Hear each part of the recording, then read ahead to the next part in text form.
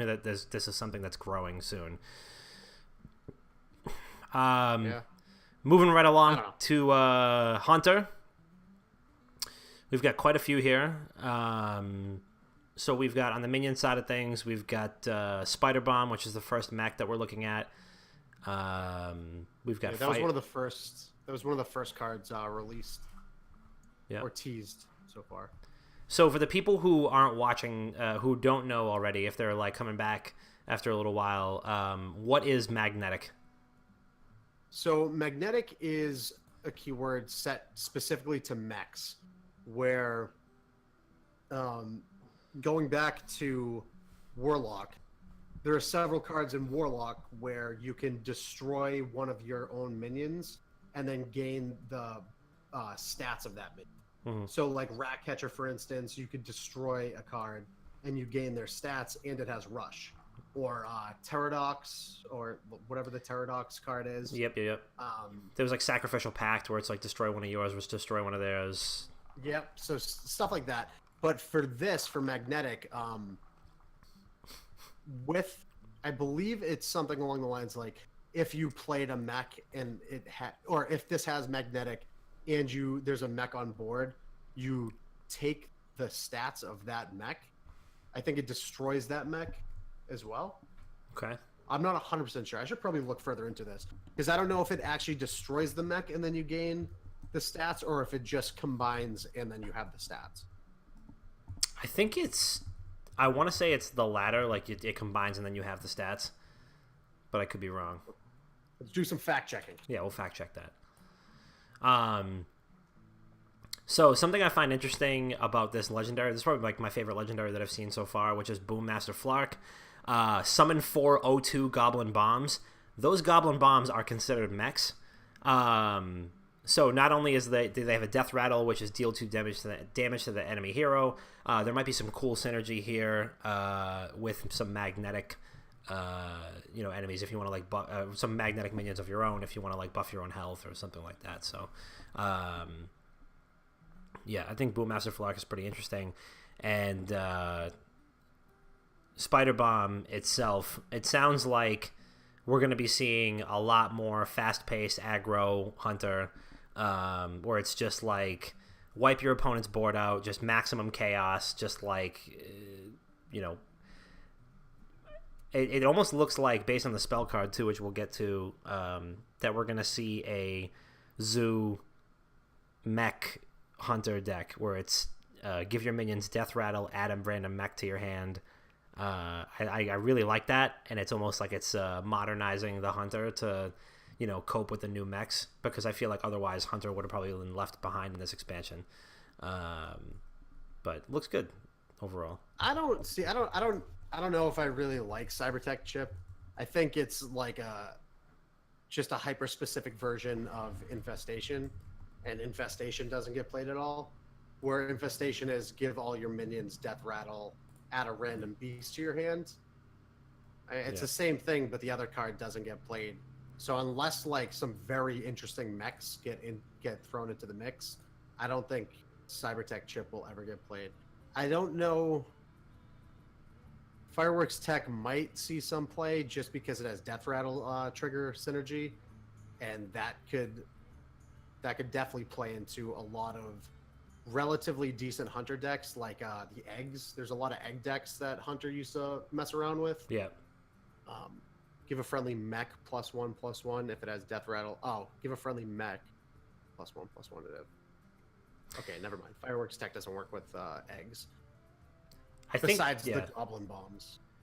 We might see a lot of this in Wild, honestly. I think we might see a lot of Cybertech ships in Wild. I can just see this going crazy with a lot of older cards. I honestly, I like the idea of running this with like an Unleash the Hounds type deal, and then like on a turn, on an early turn, kind of just starting to pump out random mechs, and then you kind of show off that other synergy with magnetic. So I don't know. I mean, you might be right. I think you're probably right that that's not going to see a whole lot of play.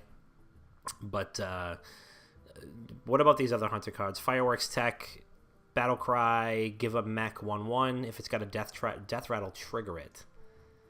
The only way I see that being played is around Boommaster Flark, but I don't see Boommaster Flark being played. Really? Like yeah. How much damage does a Goblin Bomb do? It destroys 2 a random. damage? It destroy. I think it does. Is it destroy a random enemy minion? I think it does damage. I think it's like a leper gnome. I think it does damage to the enemy minion. Let me see. Boommaster Flark. Let me take. I was just looking at it. The Goblin Bombs deal 2 damage to the enemy hero. So when you think about, I mean, summon 4 Goblin Bombs, Fireworks Tech, give a friendly mech 1/1. If it has a Death Rattle, trigger it. You know, you play that alongside Boommaster Flark. You're immediately like doubling up on Goblin Bomb. So I don't know. I mean, who knows? I think at some point somebody will come up with a combo deck for Boommaster Flark in which they start playing shit like Terror Scale to trigger the Death Rattles. They'll have 2 Terror Scales, 2 Play Deads. I think there's another Hunter card that also triggers it, where they'll be able Spirit to... Singer, Umbra. It's not Umbra. Umbra's after you summon a minion, trigger its Death Rattle. that's A little different. Neutral legendary, but I think somebody will figure out how to do a Death Rattle based deck around Boommaster Flark. I just don't think it'll be any good. I think there'll be a nice meme video on YouTube one day. Yeah. Where someone says, "Fuck this! I just did 30 damage to somebody in 1 turn." Just from call. I think I mean, you have, I mean, again, I mean, the only things that I can think of really is wild, like wild cards. I mean, you have like Baron Rivendare, which was that wasn't Blackrock Mountain. I'm trying to look it up right now. Baron Rivendare was your minions trigger their Death Rattles twice. You know, Spirit Singer Umbra, like we said. You know, maybe we'll get some cool like wild like meme videos, like you said. But I don't know. Aside from that, I don't think that any of these are particularly remarkable. But then again, it remains to be seen. I think there's already pretty good Hunter decks out there right now. No Minion Hunter is still a decent deck. Recruit Hunter is a pretty solid deck. Regular like Minion Face Hunter, our pal Warshak got to Legend with it. So no shit. And that's like the cheapest deck you can craft in the game. So I think there's just better decks overall for all of Hunter. Yeah. I don't know. It depends on what other mechs they start releasing too. Shaman. We've got quite a few here. We've got Electra Storm Surge, which is 3 cost 3/3. Your next spell this turn casts twice, which is absolutely horrifying. As somebody who has a horrendous record versus Shaman, I am just not looking forward to like the devastating clears that we're gonna see from Storm Surge. There's already there's a card in the Shaman pool right now that doubles your next battle cry this turn. Ugh. I can't remember what elemental it is, but it already does that. So say for instance, I'm already seeing right now another Shaman combo deck where you play that elemental, doubles the battle cry. If you double the battle cry of Electra Storm Surge, you now have 4. You cast the spell 4 times. So you use Lava Surge that does what, 6 damage each? Mm-hmm. That's 24 damage from that one combo. Murmuring Elemental is that one. Murmuring from yes. KNC. So if that stacks, then you have 4 shots of Lava Burst, and that's 24 damage. Ugh. Good from God. A combo. Good God. So at that point, you literally just need to chip down your opponent to 24 health, and then have all of the combo pieces in your hand, and have enough mana to do it. Eureka, I'm not crazy about, honestly. Summon a random copy of a minion in your hand for 6 mana. I mean, for elementals like this, sure, but I mean, yeah, I don't know. I mean, do you see this getting played at all? Not really. Um, the only the most prevalent shaman deck right now is Shudderwalk Shaman, and it doesn't matter if you summon a copy of a random minion in your hand because it's all combo based, and it's like strategically combo based where you have to play certain cards uh, in a certain rhythm to set up for your Shudderwalk OTK. So a Eureka doesn't aid any of that. It just adds another random card in your hand to the board. I don't know. I don't think, like, I'm trying to think of what deck it could be implemented in, and like maybe if they bring Elemental Shaman back, not back, but like make it more prevalent, maybe where you're playing like big, like relatively big elementals. But at that point, it's still 6 mana, and you're still spending 6 mana to get an elemental. And the what is it, like 70% of the elementals in Shaman have battle cries, so you're losing out on the battle cry. You're just summoning it and not getting the battle cries. So I can't see anywhere where that could get put into a Shaman deck.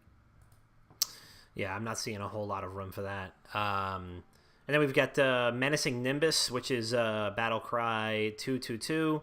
Add a random elemental to your hand. I feel like that's cool. That'll probably be a staple in, like, you know, lower cost Shaman decks. I feel like everybody's going to have 17 of these.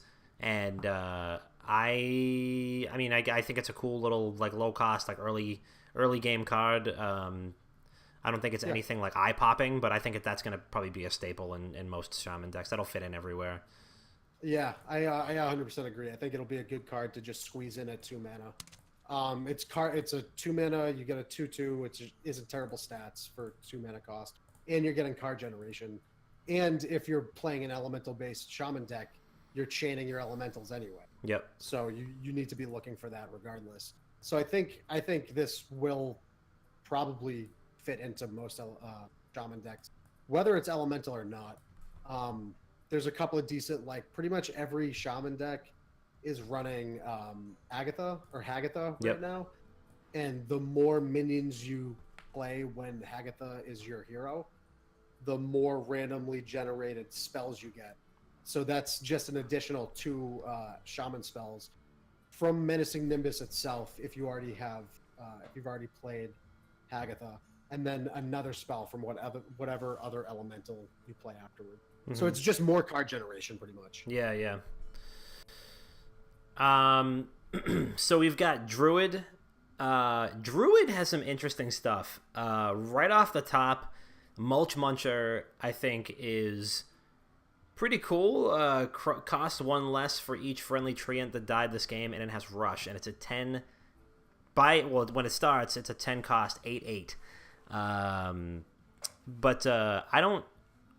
It sounds like treants are going to be like a pretty big thing here. Like the other spell that we see is Landscaping, summon 2/2/2 treants.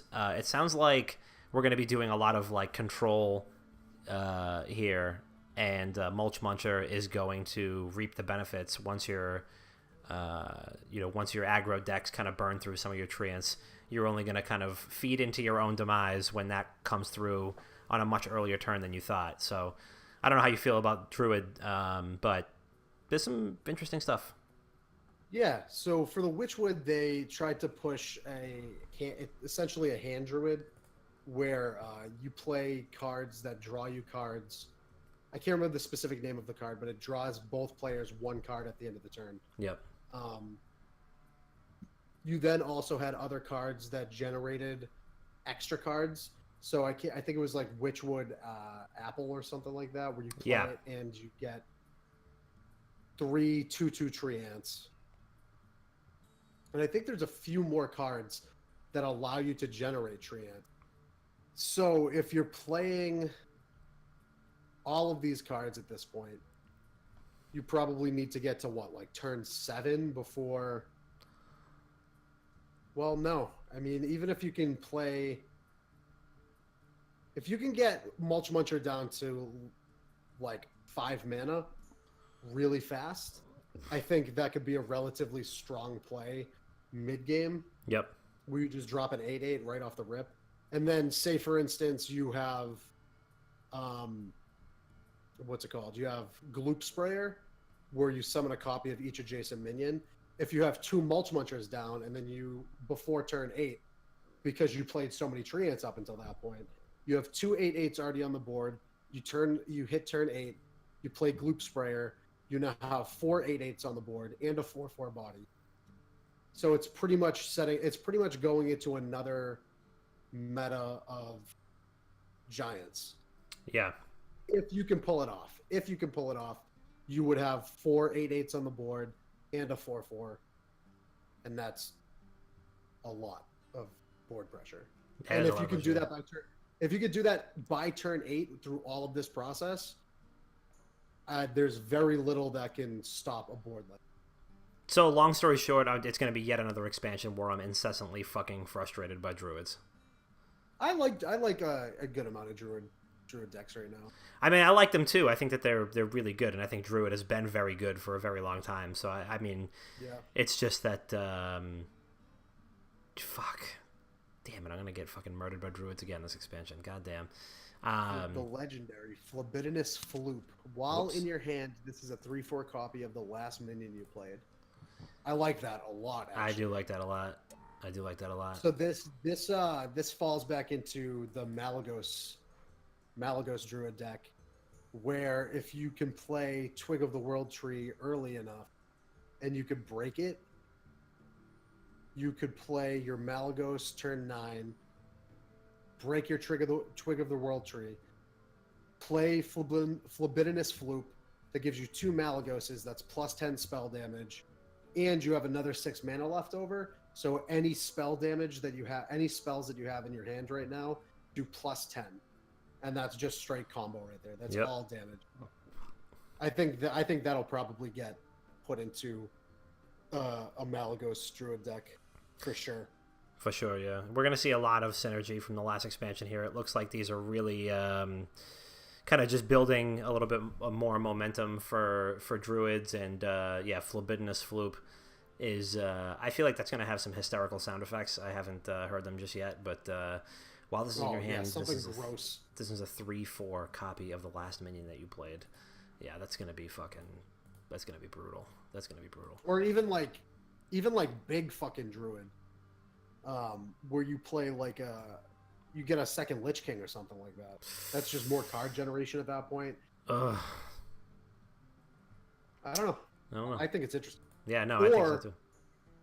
Because I was looking at this card recently, and right at the Witchwood expansion, I got because I was getting packs from previous expansions as well, and I got the quest for Druid, which is essentially just play as many 5 attack minions as possible, and then play not Tyrantus, play Barnabas, and every other minion in your deck costs 0.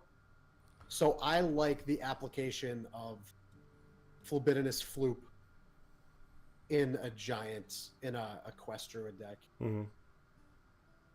where you're just playing giant fucking minions the entire time. And if you get good synergy with the last minion that you played, because it costs 0 once you beat the quest and play Barnabas. Like, say for instance you have a Lich King in that deck, which you should if you're playing giant minions, you again then have 2 Lich Kings, and that's more card generation. For sure. If I make another quest druid deck, because I have one lined up, I have a quest druid deck that I played a decent amount at the start of the last expansion. I get this, and I end up with this card, I would try to put this in there. I agree. I think that the Floop is going to find a place in every druid deck. I think a lot of these have a lot of good value. I mean, we get some more like mana generation. I'm glad that they're not straying away from that, since that's like the druid's thing. But yeah, I think that there's a lot of value here, and I think the druid probably has probably some of the strongest showing so far when it comes to the early cards for Boomsday. So let's see. Let's do Paladin.